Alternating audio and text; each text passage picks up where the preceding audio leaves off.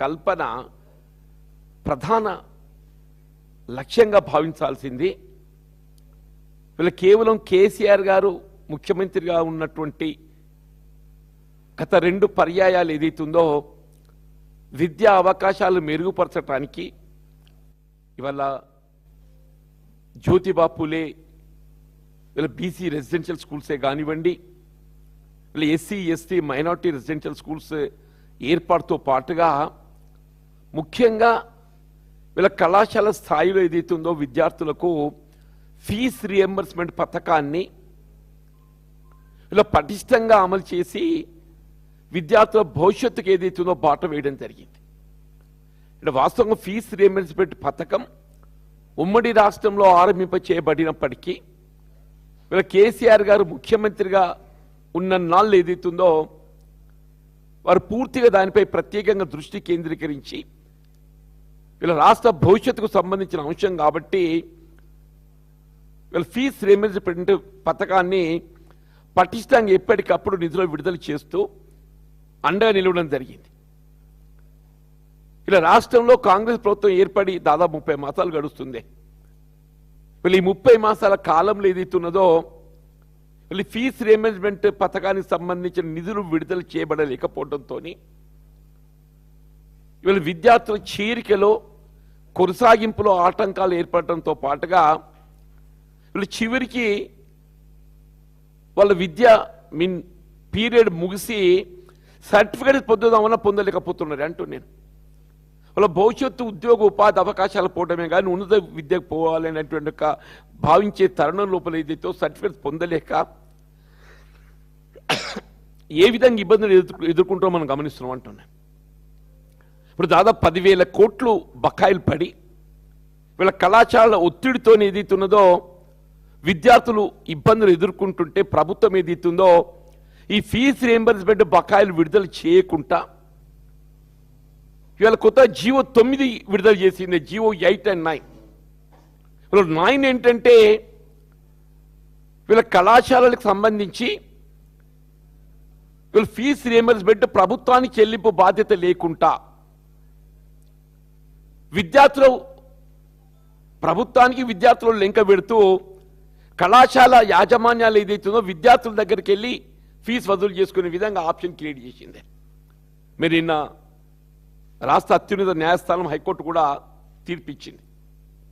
వీళ్ళ కళాశాలలు ఏదైతున్నదో వారికి రావాల్సినటువంటి ఒక బకాయిలకు సంబంధించిన చెల్లింపులే కానీ రేపు చేరబోయేటువంటి ఒక విద్యార్థులు ఇప్పుడు అడ్మిషన్ ప్రక్రియ ఆరంభమైంది. కౌన్సిలింగ్ జరుగుతుంది. ఈ అడ్మిషన్ ప్రక్రియ లోపల ఎవరైతే అడ్మిషన్ పొందుతారో వాళ్ళకు వాళ్ళు ఫీజు చెల్లించుకుంటేనే కానీ వాళ్ళ చేరిక అనేది ధృవీకరించబడదు. అంటే వాస్తవంగా ఎవడికి వారు చెల్లించుకునే ఆర్థిక స్తోమత ఉంటే ప్రభుత్వం ఎందుకే వాళ్ళు చెల్లించుకునే స్తోమత లేకనే ప్రభుత్వం ఏది ఇస్తుందో ఫీజు రియంబర్స్మెంట్ పథకాన్ని వీళ్ళు అమలు చేతలు పెట్టింది. దానికి తోడేది ఇస్తుందో గతంలో చేరినటువంటి విద్యార్థులు కూడా ఏది ఇస్తుందో సపోజ్ గత సంవత్సరం చేరిన విద్యార్థులు ఉంటారే ఇప్పుడు 2nd and 3rd year 4th year వీళ్ళ ఆ పీరియడ్ కంటిన్యూషన్కి ఏదైతుందో వాళ్ళ ఫీజు చెల్లింపు భారం ప్రభుత్వం ఏదైతుందో వైద్యులకి విద్యార్థుల మీదకి షిఫ్ట్ చేస్తుంది. ఏమంటే మేము ప్రభుత్వం విద్యార్థులకు చెల్లిస్తామని చెప్పండి. నువ్వు ప్రభుత్వం విద్యార్థులకు చెల్లించేది ఎన్నడూ చెల్లిస్తావో కానీ విద్యార్థులది ఇవాళ చెల్లించాల్సిన పరిస్థితి ఏర్పడ్డది. వీళ్ళ ప్రభుత్వం విద్యార్థులకు ఎప్పుడు చెల్లిస్తుంది అనేది అది తదుపరి అంశం. అది వీళ్ళ విద్యార్థులు ఏదైతుందో ముందస్తుగా వాళ్ళ కళాశాలలు చెల్లించుకుంటేనే కానీ వాళ్ళ అడ్మిషన్ ధృవీకరించబడది, వాళ్ళ కొనసాగింపు ఏదైతుందో ధృవీకరించబడది, వాళ్ళ సర్టిఫికేట్స్ కూడా వాళ్ళు పొందలేకపోతున్నారు. వాళ్ళ విద్యాభ్యాసం ముగిసిన తర్వాత సర్టిఫికేట్స్ కూడా పొందలేకపోతున్నారని చెప్పి అంటున్నాం. అంటే ఇక్కడ ప్రభుత్వం ఏది ఎటుకెళ్ళి ఎటుపోతుందంటూ నేను వీళ్ళ మార్పు అనేది ఎప్పటికీ మెరుగు ఫర్ బెటర్, మార్పు అనేది ఫర్ బెటర్. వీళ్ళ టీఆర్ఎస్ ప్రభుత్వం 2 పర్యాయాలు ఏదైతే కార్యక్రమాలు అమలు చేసిందో అంతకంటే మేము భిన్నగా అమలు చేస్తామన్నటువంటి ఆశల పల్లికలు ఊరేగింపు చేసి వీళ్ళ కాంగ్రెస్ పార్టీ రేవంత్ రెడ్డి అధికారానికి వచ్చిండే. నువ్వు మెరుగు చేసే ముంచిన పక్కన పెట్టను ఆయన గతంలో అమలు చేయబడిన కార్యక్రమాలకు తిలోదకాలు ఇచ్చి అవన్నింటిని ఏదైతుందో అవి అట్లే కొనసాగిస్తే కేసీఆర్కు పేరు కొనసాగుతుంది. నువ్వు కేసీఆర్కు పేరు కొనసాగుతున్నట్టుగా కుట్రబుద్ధితో ఏదైతుందో అవి నిలిపివేస్తే నష్టపోయేది ఎవరు? ఈ రాష్ట్ర భవిష్యత్తు. ఈ రాష్ట్ర భవిష్యత్తు ఇవాళ ఏదైతుందో అన్లెస్ ఇవాళ మీరు ఏదైతుందో ఫీజు రిమెంబర్స్మెంట్ ఇవాళ ఆ జీవో 9 ఏదైతుందో రద్దు చేయండి.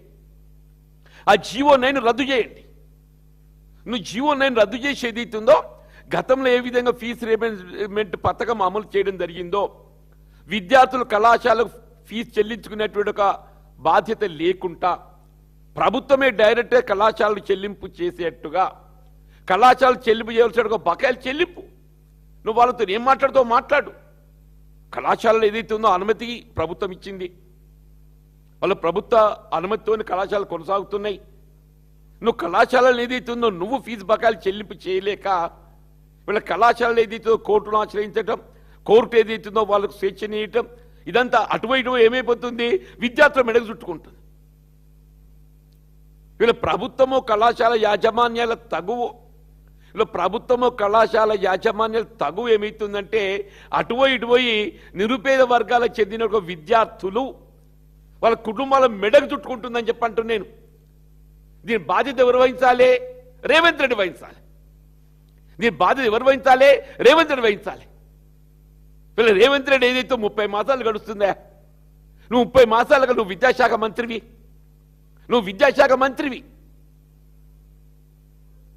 వీళ్ళ విద్యకు సంబంధించి మెరుగైనటువంటి ఒక విధానాలు రూపొందిస్తా నేను. ఏంటి నీ మెరుగైన విధానాలు అంటున్నా? ఇది మూడవ విద్యా సంవత్సరం. 24, 25, 26 ఈ మూడో విద్యా సంవత్సరం ఆరంభమవుతున్నది. ఒక్క గురుకుల ఆశ్రమ పాఠశాలను ఆరంభించేసినవే. మూడో విద్యా సంవత్సరం ఆరంభమవుతుంటే నువ్వు కనీసం ఒక్క గురుకుల ఆశ్రమ పాఠశాల ఆనాడు కేసీఆర్ గారు ఏదైతే Jyotiba Phule BC residential schools ఆరంభింపజేసి మొత్తం దేశంలోనే బలహీన వర్గాలకు ఏదైతుందో ఆదర్శంగా నిలిచిండు. నువ్వు ఒక్కటి ఆరంభింపజేయలేకపోవడమే కాకుండా అవన్నీ మూసివేయబడే విధంగా young India integrated residential school ఏంటి? What is your young India integrated residential school? అసలు దాని విధానాలు ఏంటి?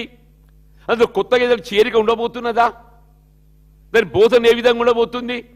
ఇప్పుడు ఏం చేయబోతున్నాడంటే నేను పత్రికలో గమనించి బట్టి గారు ఏదో ఎక్కడో సందర్భంగా మాట్లాడిండు. ఎక్కడైతే బీసీ రెసిడెన్షియల్ స్కూల్స్ ఉన్నాయో అవన్నింటినీ మేము యంగ్ ఇండియా రెసిడెన్షియల్ స్కూల్స్కు తరలిస్తామని చెప్పంటుండే. ఎక్కడైతే Jyotiba Phule BC residential schools కొనసాగుతున్నావో వాటిని మేము యంగ్ ఇండియా రెసిడెన్షియల్ స్కూల్స్కు తరలిస్తామని చెప్పంటుండు. నువ్వు వాటిని తరలించిన తర్వాత ఇక్కడ కొత్త యంగ్ ఇండియా అనే పేరెందుకు చెప్పుకుంటున్నావు? అవి ఎక్కడ కొనసాగుతున్నా అక్కడనే కట్టేసేయి. అంటున్నాను. సమస్య పరిష్కారం అయిపోతుంది కదా. అవి ఎక్కడ కొనసాగుతున్నాయో ఈ బీసీ